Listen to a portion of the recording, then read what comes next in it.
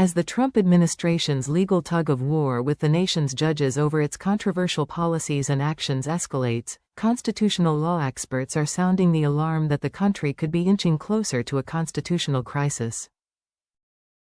What would a constitutional crisis involve, and when and how would it get triggered? Over the weekend, the administration defied a federal judge's directive issued from the bench to turn around 2 flights carrying alleged Venezuelan gang members to El Salvador, after which the president and his top officials said that they would push ahead with the deportations despite what the court said, while also pursuing an appeal. Administration lawyers took a similar position when judges ordered funding cuts from USAID and other agencies restored or for spending to be unfrozen, according to court documents. Richard Pildes, the Sudler family professor of constitutional law at NYU Law School, who has been involved in many federal court cases, told ABC News that such defiance of the courts undermines the judicial branch and could have serious consequences. I would say, we are dangerously close to a constitutional crisis. Maybe we're dancing kind of on the edge of a constitutional crisis, he told ABC News.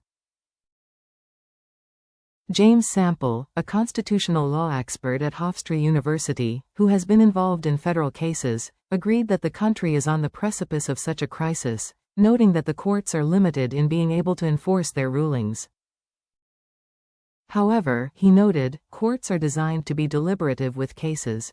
The courts are essentially saying, we need to slow down, Sample told ABC News.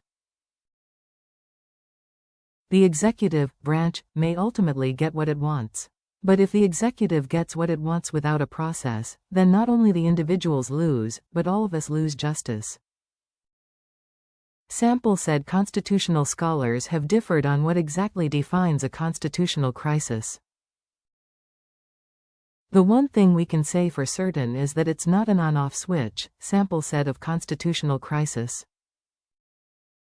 It's not a binary. It's a position on a spectrum. Retired Supreme Court Justice Stephen Breyer echoed that sentiment in an interview with CNN this week.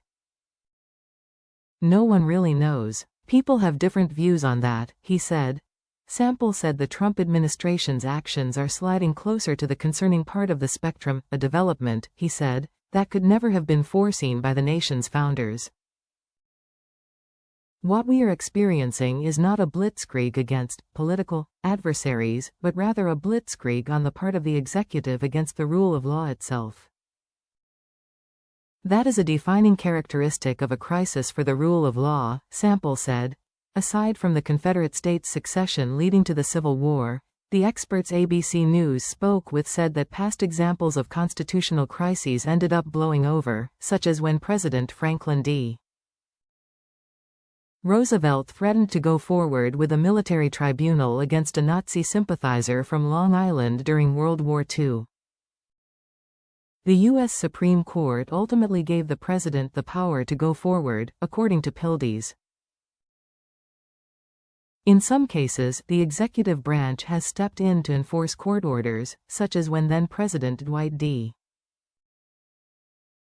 Eisenhower ordered the National Guard to make sure states followed the U.S. Supreme Court's Brown v. Board of Education landmark decision ending segregation in public schools.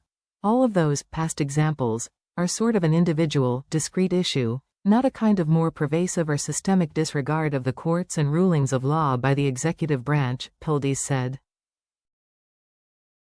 The Trump administration's actions, in contrast, the experts said, are unprecedented because of the speed both at which the administration is enacting Trump's policies and opponents are challenging the administration's moves in court. The executive has some capacity to change facts on the ground before the courts can act, and it can be hard to undo some of those actions, even if the courts end up concluding that they were unlawful, Pildes said. Sample, of Hofstra, compared it to a computer being so overloaded it can't process the information.